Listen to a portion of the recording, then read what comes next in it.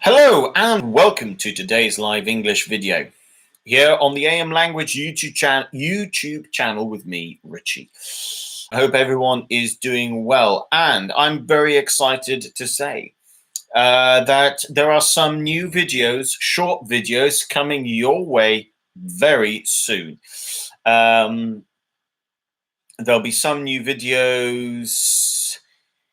There'll be a new video. What day is it today? Today's Wednesday, so there'll be a new video tomorrow. There'll be a new video on Friday as well, and there'll be a new video, a short video as well, the start of next Monday. Well, next week. Sorry. So Arena F, good afternoon. Welcome to today's lesson. So, like I said, there are new videos coming in tomorrow, Friday, and then Monday. Very exciting. We'll be starting a new series as well, teachers language tips. So look out for that. Teacher language tips. One will be uploaded tomorrow, another will be uploaded on Friday, and the new short video that is nearly finished is going to be uploaded next Monday. So you've got three new videos coming your way. They're all short. I think the longest video is about five and a half minutes. So they're all short videos, but make sure that you keep an eye out for them. Some really exciting stuff. Constantly trying to do more and more really with the video side of things. And a big thank you as well. We are now well on our way. We're past 800 subscribers. We're climbing closer to the 900 mark. So if you know someone who isn't subscribed, get them to subscribe to the channel. Good afternoon, Arena F. Welcome to today's lesson. Privyet. Francesca, thank you very much for joining. Let me see if I can remember my Portuguese for afternoon. Boa tarde. Tudo bem? Yes, that's my Portuguese for you. So yeah, lots of exciting stuff happening. Now, in today's lesson, we are going to look at failures and disappointments in terms of the topic, but we want to try and word build as well. I know that on the channel during the daily live lessons, we do spend a lot of time looking at grammar. We sometimes do word building, conversation. We try to do a little bit of everything. What I want you guys to do in the live chat today, feel free just to talk. Feel free to give me your opinions. As always, it's always helpful to know some phrases to use when you want to give your opinion, especially from experience. Okay, so opinions from experience, we can use phrases such as. So I'm just going to go with, I'll number them as we go through, actually. So here's the first phrase that, Evelina, good afternoon. Buon pomeriggio. Come stai? Okay, there we go. I'm coming out with all different languages today. So the first phrase that you can use when you want to give your opinion from experience, okay? We can say,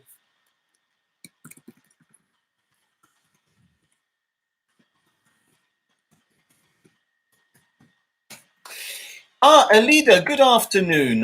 Well, where you are, it's still morning, so buenos dias. There you go. I've said good afternoon in Portuguese, good afternoon in Italian, and good morning in Spanish. Arena F, you're going to have to tell me how to say good afternoon in Russian. Francesca says, it's interesting my pronunciation.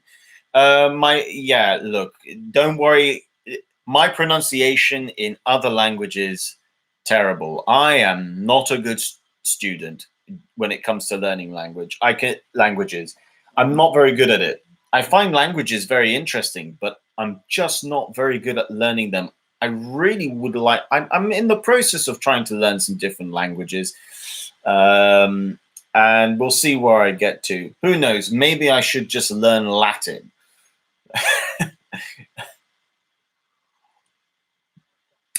So Irina F, thank you very much. So to say good afternoon, I have to say Dobry den.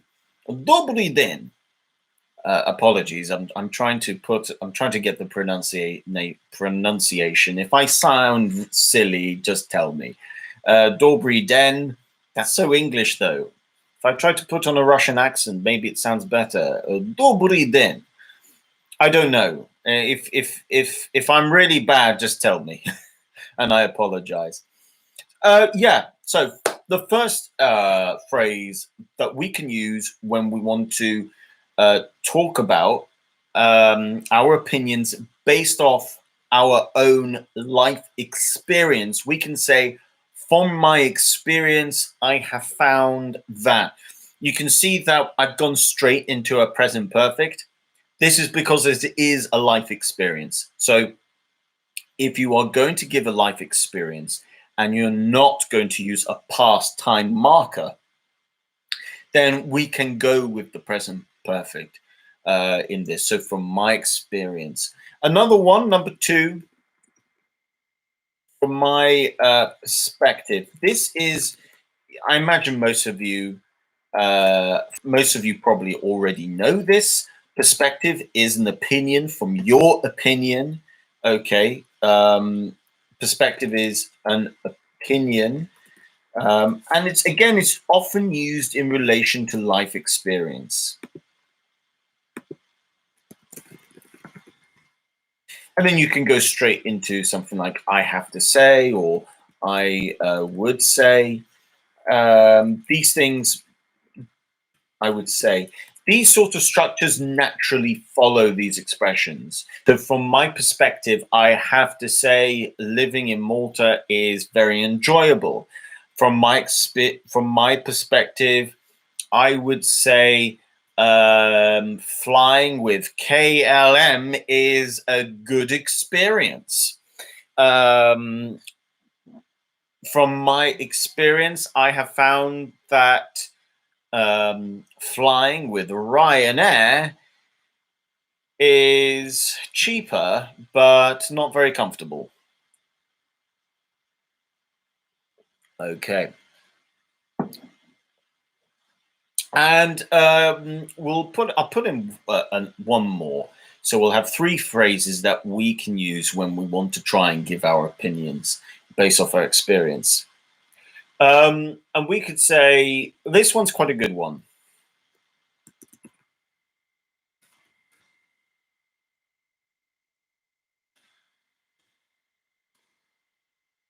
When I recall X, now X, I'm just going to put X for whatever X might be. And then I'll give you an actual sentence based off my own personal experience. When I recall X,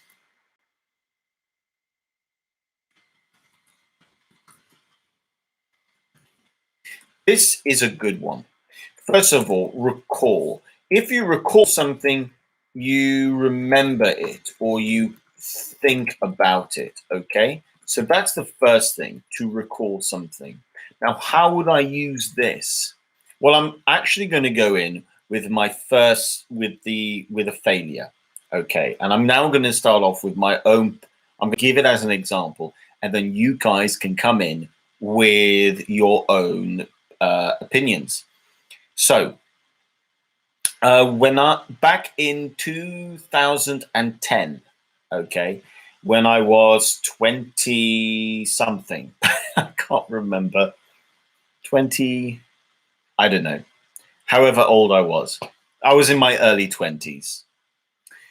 I wanted to be a ski instructor. I love skiing. I loved skiing, and I still love skiing. And I really wanted to be a ski instructor. So I went to Switzerland, and I lived in Switzerland for a while. And I tried to become a ski instructor, and I failed twice. No, three times. I failed three times in different ways. And it was a massive disappointment. So when I recall the feeling of failure, and disappointment when I wanted to become a ski instructor, I am reminded that it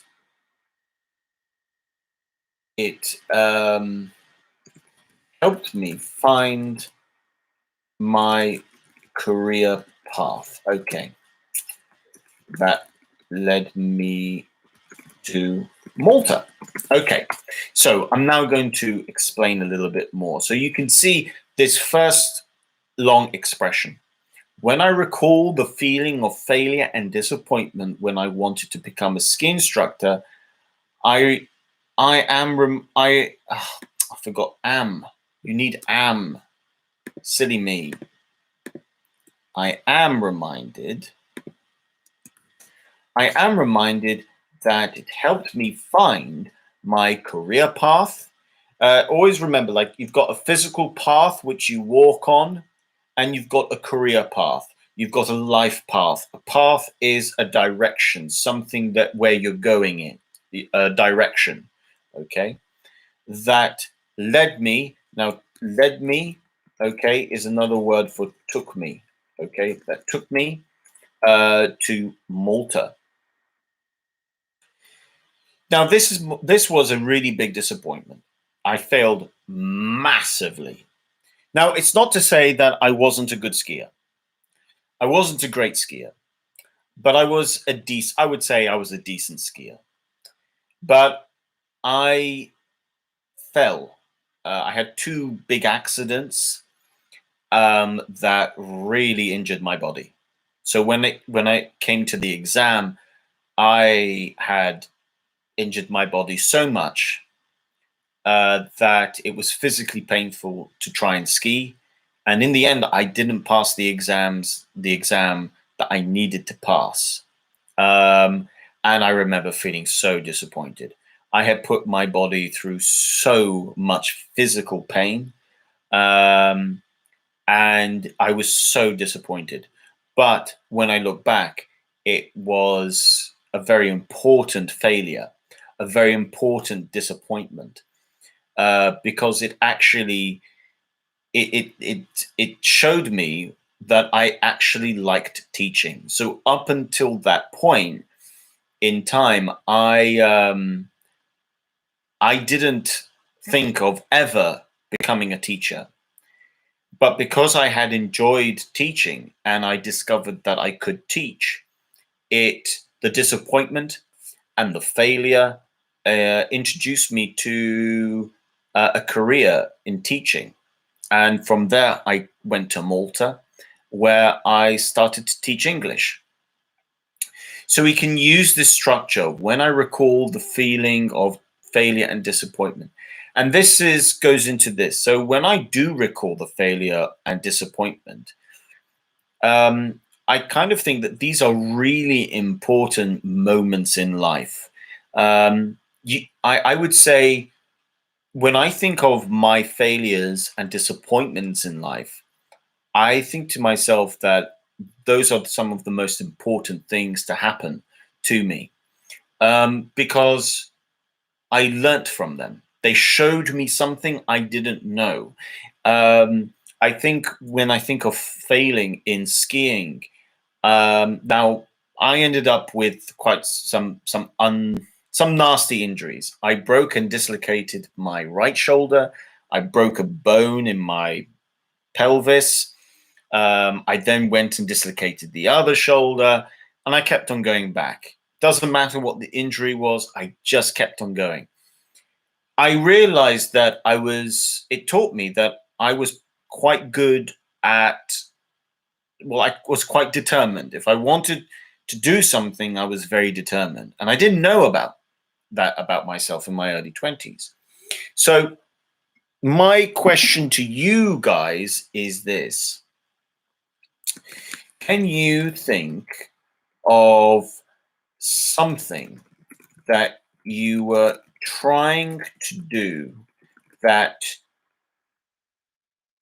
um,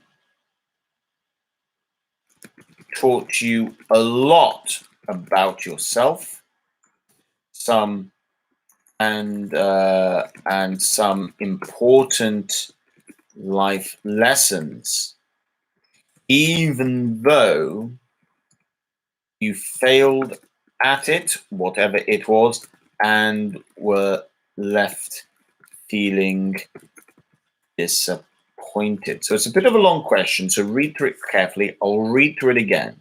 So feel free to share. So can you think of something that you are trying to do that taught you a lot about yourself and some important life lessons, even though you failed at it and were left feeling disappointed? Maybe a course, for example. Maybe you wanted to do a course in something, and it didn't work out. Maybe it was a university course. Maybe it was a skill-based course. Um, who knows? Maybe you wanted to be a scuba diver, for example. Maybe you wanted to teach. Maybe you wanted to be a doctor, but for whatever reason, it didn't work out. So feel free to share your thoughts on a failure and disappointment. Now, this obviously, at the moment, we're talking about within the context of learning. We can apply this to other things, relationships, jobs, for example. So there's quite a few things we can link this to. But yeah, have a go. Try. What I'm going to look for is try and use the phrases when I recall the feeling of failure and disappointment when I wanted to do something. Um, I want to see you guys try and use this structure. Don't worry if you get other things wrong in your sentence. If I can understand it, that's going to be good. If you use the structure correctly, that's going to be good. So I'm going to be specific with my with any error correction I give you in this lesson is going to be specific towards giving your using the phrases such as when I recall, and as long as I can understand what you're saying. If you make one or two small mistakes, I'm not going to correct you on everything because I want to focus specifically on you guys being able to talk about life experience when it comes to failure and disappointment, because it's a really important part of growing and then being in a position to give advice to others and learning from the past. I think it's the the the the mental side of growth is a bit of a battle. It can be difficult, especially when we feel that um, that something in the past happened that we felt really upset us. Maybe we thought it was really unfair. So it can be quite difficult to try and talk about this, especially in another language. So have a go. You've got your options here. You can use when I recall the feeling of failure and disappointment. You can go with that one. Uh, you can go with the others. Don't forget this too. From my perspective, I have to say, you've also got from my experience, I have found that. So have a go, pick one of these phrases, and then have a go at trying to talk. Right. Again, I would say, even if you think this task is difficult, have a go. It's better to have a go than not having a go. Um, Again, I mean, I would say as a teacher, there's different teaching ideas and styles. Now, I know that there's in the past, it was very common for people to grow up in a culture, for example, a learning environment, when you would be worried about making a mistake. Maybe the teacher would would get angry if you made a mistake. Maybe other people would get angry if you made a mistake. I've always personally rejected that type of learning environment. I don't think that's helpful. The best type of learning environment is where people are free to make mistakes because they are learning. Making mistakes is an important part of learning. So Evelina says, after studying English at school, I felt a strong disappointment when I heard an English in person. I thought I was just wasting my time. Okay, I think I understand what you're saying there, by the way. So it seems like you're saying that after you studied English at school, and then you actually met an English person, it sounds like you found it difficult to understand what they were saying. It sounds like it was difficult to speak to them, to listen to them, and therefore you felt annoyed, frustrated, upset, because after all this time of trying to learn English, you then talk to someone who is English and you can't understand what they've said. Now, that is a very common feeling when people have learned a foreign language in their own country. I've heard it a lot I've heard it a lot from English people when they've learned French now or Spanish. Now, in England, well, in the UK at the moment, the two most popular second languages people try to learn, Spanish and French. French has always been the main second language in England because of history. And now Spain, because of course there's a huge number of people speak Spanish, especially in Latin America. So Spanish is now one of the main second languages being taught. I think if I had to guess what the third one is, I would say it's either going to be German or Italian in the UK. But it's very common to hear people say that they went through school, they learnt French, for example, they did their GCSE, then at 18, they did their A level, they got high marks, and then they went to France and, oh dear, I can't understand anything. Very common. And that's the problem that's one of the problems when you learn a language, a foreign language in your own country. You're not exposed to the language. Language is also culture. Like, one of the hardest things I find is sometimes teaching, is sharing that culture. Some things are easy, like food. Humor, really difficult to share and teach English humor, for example. That can be quite difficult. So thank you very much, Evelina, for your live chat. I know you didn't use any of the phrases, but I quite like the fact that you went with the structure at the beginning after studying English at school. I quite like that. So well done. Okay, let me ask you another question.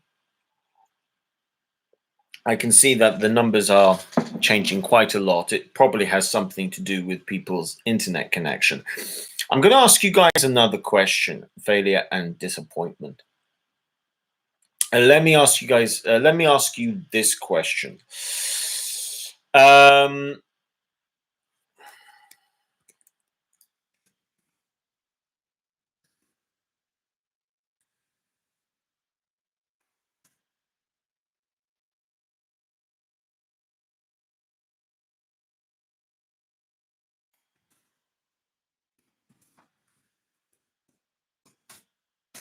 Can you think of a bad holiday that taught you an important life lesson? Now, I can think of one. Actually, I can think of more than one.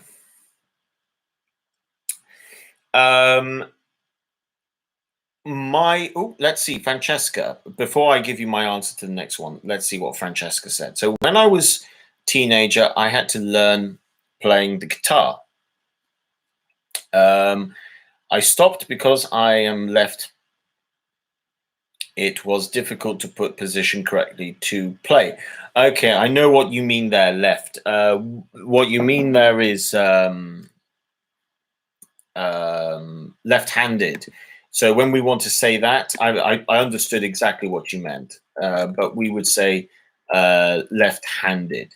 So left-handed. You've got right-handed, left-handed. Okay. So Francesca, really well done.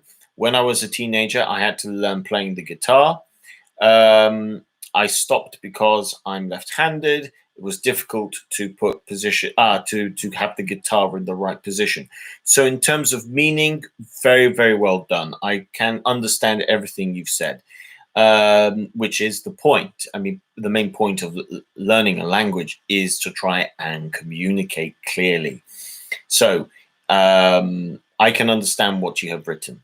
There are one or two small little mistakes, but the meaning is clear. And that's a really important thing to think about, by the way. Just a little bit on this. When you have your level test exam, one of the things that your teacher will look for is, can I understand the meaning? Now, this is really important. It means, yes, you might have made one or two grammatical mistakes, or you have made one or two spelling mistakes. But as long as the meaning is there, you can still get good marks. So to get good to help you get good marks in level tests, it's all about trying to get meaning.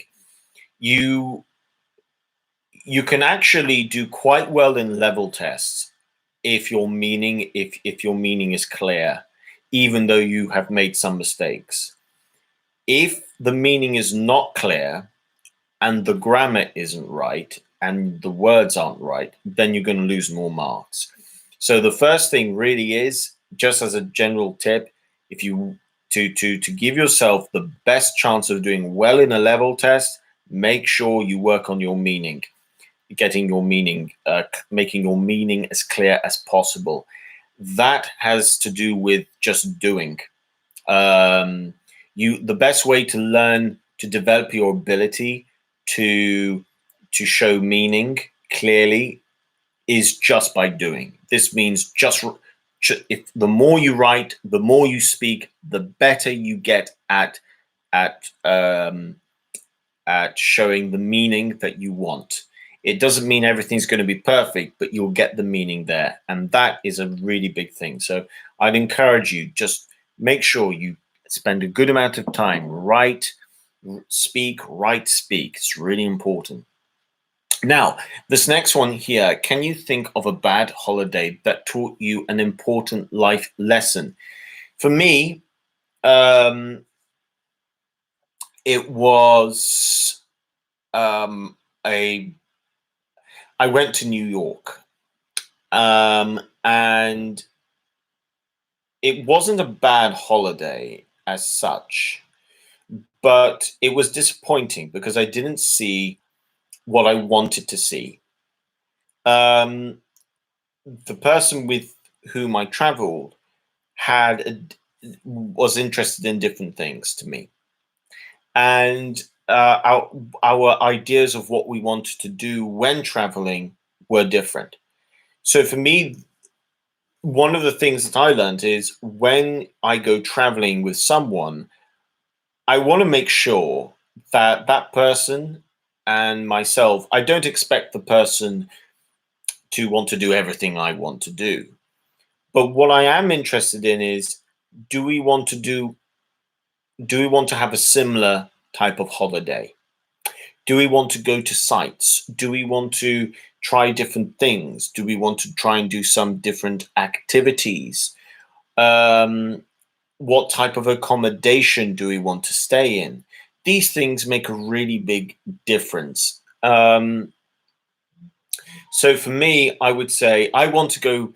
New York isn't high on my list because I've been, but if I were to go again, there are lots of things I would like to do. I never got to go to Brooklyn, and I would love to go to Brooklyn. Um, I didn't get to go. I didn't see the Empire State Building. There's so many things I didn't get to do. The other one I would say is, and I'm going to use a specific type of thing here. I'm going to go with from my perspective. Okay. So, from my perspective, when traveling, one of the things that I have also learned is um, is when it comes to hostels, make sure you do your background research into hostels. When traveling on whenever I travel on my own, I am more than happy to stay in a hostel. But you need to do your research. It's a bit dangerous just to pick any random hostel and say, yeah, sure, I'll go there. That's a problem.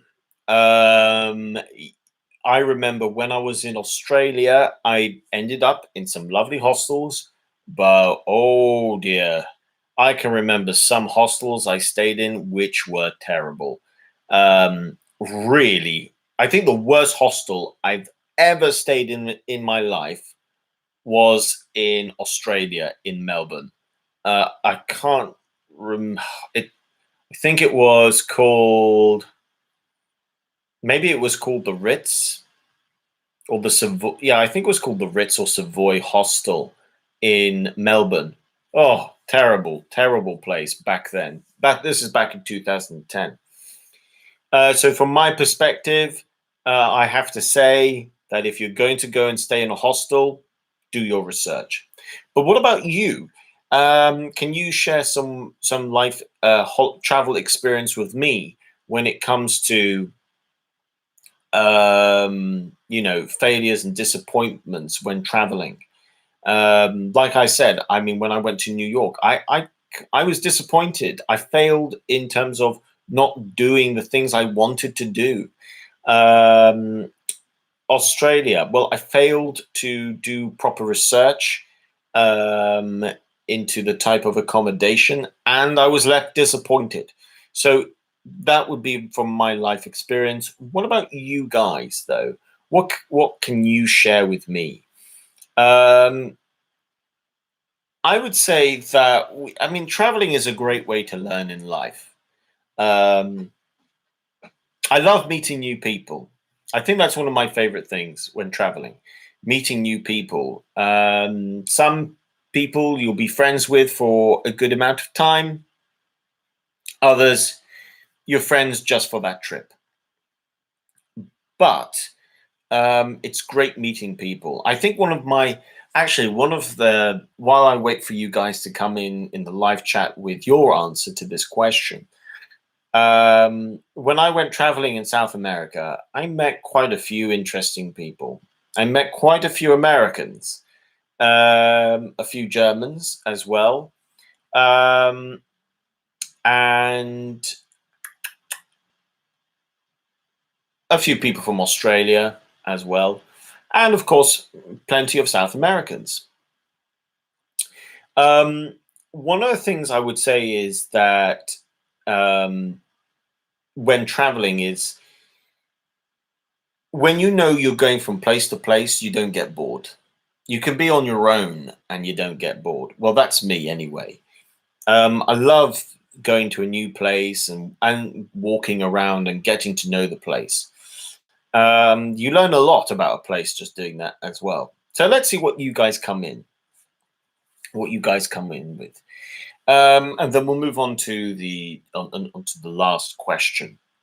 Um, I would say, though, generally speaking, there's one other place I went to actually, Egypt. I learnt again with Egypt, failure and disappointment, food.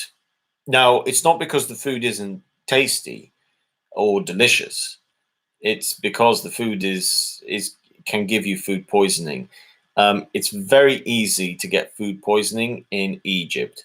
I was lucky; I didn't, but I know people who have ended up getting, who did end up with food poisoning. Sorry.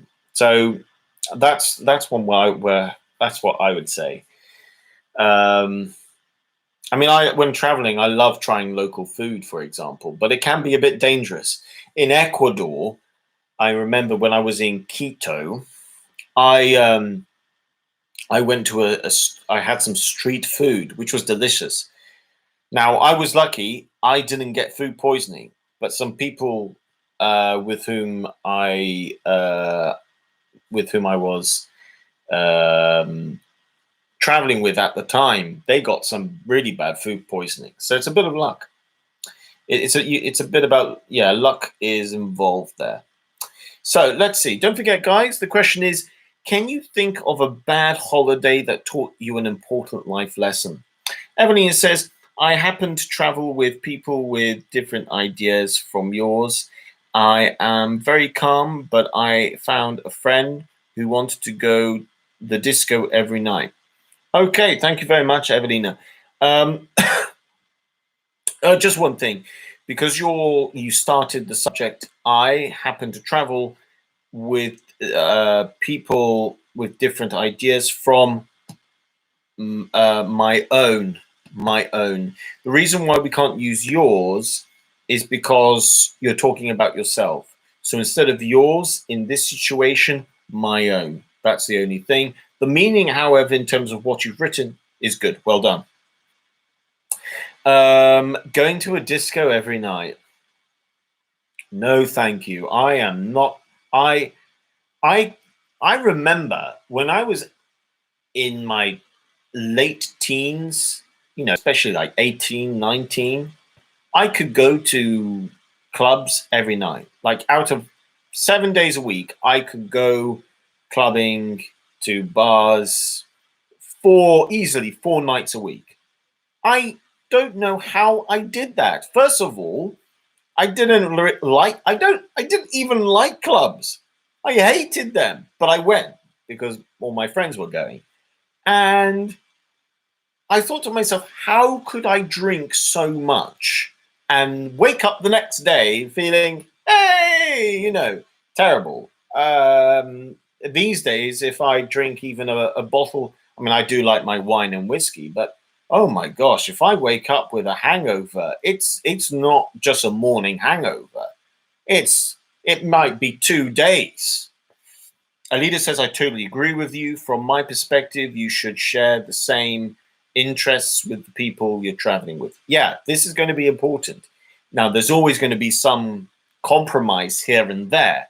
You're not traveling with yourself. But you know what? Food, big one. You gotta enjoy the food that you're gonna try, the wine, the food. I think kind of places that you want to visit. I like visiting sites. I like just walking around. I love walking actually, just around a city. I don't want to take a taxi everywhere. In fact, I hate getting the taxi. If I try not to take the taxi as much as possible. Alida says, when I went to Italy, I wanted to go back. I wanted to go sightseeing, and I know the history of each place I was visiting. However, my husband's Italian cousin. It's in Italy, but the person is Italian. Cousin who was our guide was only interested in eating. The Italian guide was only interested in eating. That's funny. I mean, look, Italy is the place of fantastic food. But yeah, if you're going to Italy, there's more than food. I mean, Italy is one of them. It's a country full of such rich history, art, food, culture, language, music. It's it's um it's it's a beautiful place, as you can tell. I am very. I can say this. I am very fond of Italy, which means fond is a good one, meaning like a lot. Maybe even love, for example. Definitely like. Evelina says, "Me too. I love walking around. The country. Yeah, I think walking is great. It's why I like hikes. I like to go outside. I love going for long walks. I like that feeling of adventure. And that's the thing for me. I want to feel like I'm on an adventure. Now, as I grow older, I know that there's certain things that I'm happy to do, but I don't want to, always do. For instance, camping. I don't mind camping, especially if the weather's good, but it's not my first choice. If there's a hostel, I would prefer to stay in a hostel. If there's a bed and breakfast and I'm on a slightly nicer holiday, I would prefer a bed and breakfast.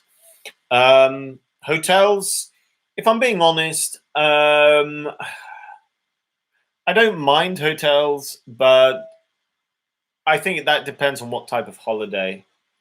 I don't. The thing about a hotel is that the hotel, I sometimes feel that when I'm in a hotel, I'm disconnected from the culture that I'm staying in. Hotels are quite international places. So I do want to feel, I want to feel that culture. I want to feel that, which is why I'm not against staying in hotels, but they're not my first choice. Francesca says, my bad holiday was when I went in Curitiba, Brazil. If you use with went, it's going to be went to plus a place. Okay, just that went to a place. In Brazil, I was stole into dentist clinic. The man put gun my head. Oh my gosh, he thought I was American and I was a lot of money. It was terrible. Oh, okay, I see what. Okay, the meaning here is very clear, Francesca. Grammatically, there's one or two things that we would have to slightly change, but at least you got the meaning there. So thank you very much for sharing your life, for sharing that story. I'm very pleased that you were able to share it. That the meaning, I could understand the meaning. We could work. If you want me to tell you about how we can improve that sentence, feel free to ask. Maybe tomorrow morning, for example, I can just I can explain one or two things. Okay, but generally speaking, at least the meaning's there, and that's the most important thing. Okay, so guys, thank you so much for your participation in today's live lesson. It's been great. Francesca, thank you very much for your input. Evelina, you too. Alida, you as well. Arena F, thank you very much. And for teaching me some Russian. Dobi den. So thank you very much. And to everyone else who's been watching, thank you so much. Make sure you like, share the video, and subscribe. I'll be back tomorrow at the same time with another live lesson. I think it's a language quiz tomorrow. Evelina, you too, have a great evening. Thank you very much. Take care. You too as well, Arena F. Take care. Thank you very much. Alida, you as well. And Francesca, you too. Thank you so much. Have a wonderful evening. What's on this evening? If you like football, there's the Europa Cup final, Manchester United versus Villarreal.